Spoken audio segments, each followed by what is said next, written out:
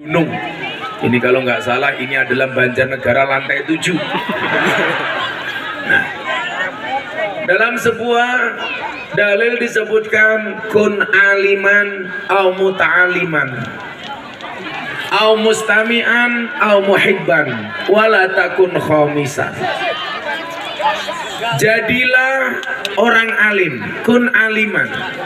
Kalau tidak bisa alim, jadilah muta'aliman. Jadilah orang yang belajar atau berusaha untuk alim. Au mustami'an, atau mendengar orang alim. Au muhibban, atau mencintai orang alim. Jangan jadi yang kelima. Wala takun khamisan. Siapa itu yang kelima? Sudah tidak alim, tidak mau belajar kepada orang alim, tidak mau mendengarkan orang alim, tidak mau mencintai orang alim, malah ganggu orang alim dengan lato-lato. Di sini juga ada lato-lato, dan saya sarankan para suami belilah lato-lato. Walaupun secara alami kamu sudah punya lato-lato. Karena lato-lato itu diciptakan oleh Allah untuk membungkam mulut istri yang cerewet. Makanya begitu istri mulai cerewet, ewek, bunyikanlah lato-latomu. Etek. Nah, Bapak Ibu yang saya muliakan, betapa pentingnya orang alim ini, sebegitu pentingnya orang alim, sampai disebutkan man akroma aliman fakot akromani, kata Nabi. Barang siapa memuliakan orang alim berarti telah memuliakan aku, Nabi. Waman akromani, dan barang siapa memuliakan aku, kata Nabi, fakot akromallah, berarti dia telah memuliakan Allah. Waman akramallah wa maswahul jannah, dan barang siapa memuliakan Allah maka baginya adalah surga. Jadi kalau di urutannya adalah surga itu syaratnya memuliakan Allah. Memuliakan Allah syaratnya memuliakan Nabi. Memuliakan Nabi syaratnya memuliakan orang alim. Maka begitu tinggi kedudukan orang alim. Ini perlu saya sampaikan supaya Bapak Ibu pejawaran bercita-cita anaknya menjadi anak yang alim. Amin. Nah, ternyata titik mula untuk menjadikan anak kita alim adalah dengan cara mencintai orang alim. Bahkan disebutkan an-nadru ila wajil alim bahwa ibadah, memandang wajahnya kiai itu ibadah. Makanya tolong pandanglah wajahku. Kalau saya pengajian di tempat lokalisasi bersama para PSK, saya bilang sama mereka, memandang wajah orang alim itu ibadah. Maka mereka menjawab, beruntunglah kami ya Allah, ibadah, bagaimana bisa ngeloni? Saya langsung lari mencari tempat terbaik untuk ngaji, goblok. Maka Bapak Ibu yang saya muliakan, saking pentingnya orang alim disebutkan yarfa'illahu alladhina amanu minkum walladhina utul ilma darajat. Allah itu akan mengangkat 2 derajat orang. Yang pertama adalah orang beriman, yang kedua orang mempunyai ilmu pengetahuan. Saya doakan semua yang hadir mudah-mudahan ditetapkan imannya oleh Allah. Kemudian yang kedua diberikan derajat ilmu pengetahuan. Amin. Coba kalau bukan karena iman, kalau bukan karena takwa dan ilmu pengetahuan, mungkin rasanya berat. Pengajian duduk abadanya tanpa tikar, betul? Yang duduk tanpa tikar saya doakan pulang pengajian mudah-mudahan little body. Apa itu? Sini gatel kelebon bedi.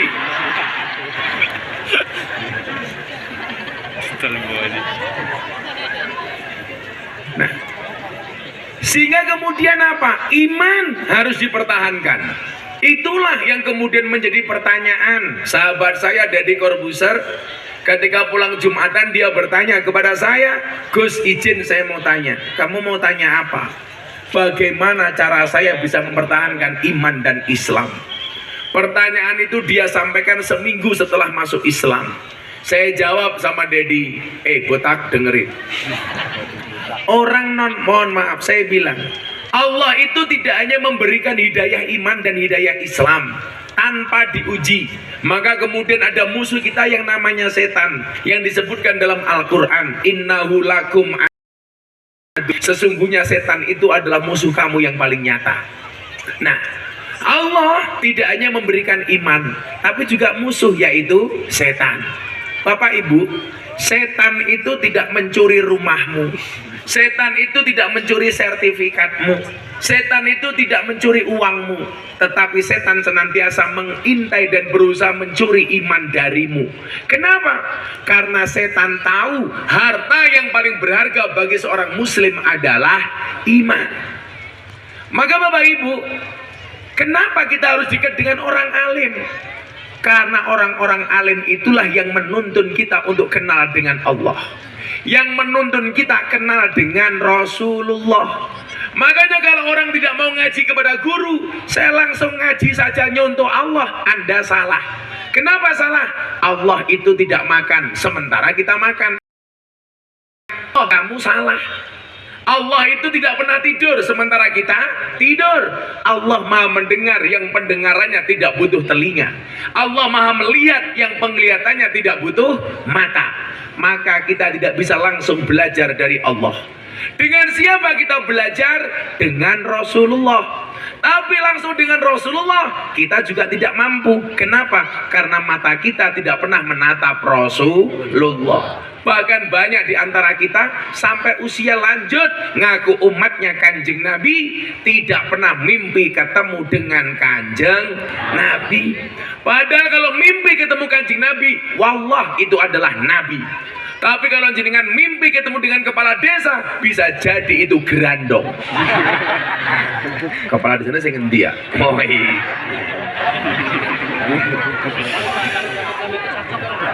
Jawara ini. Petangnya jadi gede-gede. Kayak nyembah. Nang Yogyakarta anak penelitian, arane wong lanang wetenge gede biasanya manuknya cilik kayak gitu.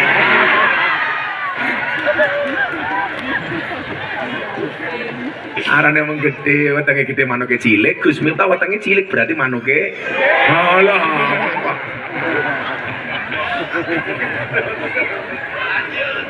Selalu ala Nabi Muhammad. Nah, maka kemudian apa? Jangankan mata kita melihat langsung Kanjeng Nabi, mimpi saja kita banyak yang belum bermimpi ketemu Kanjeng Nabi. Maka supaya bisa mencontoh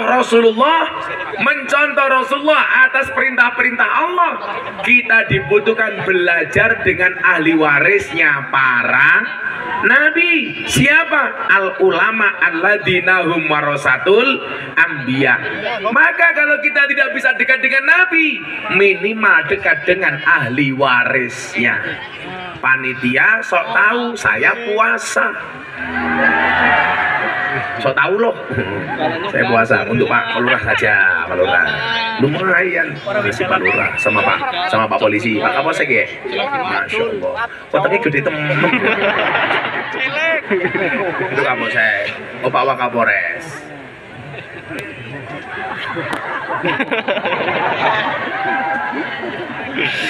Nah Bapak Ibu yang saya muliakan, disitulah pentingnya kita mengenal ulama. Maka guru kita semuanya, Maulana Habib Lutfi bin Yahya Pekalongan, beliau mengatakan sama saya begini, nah kamu perlu tahu.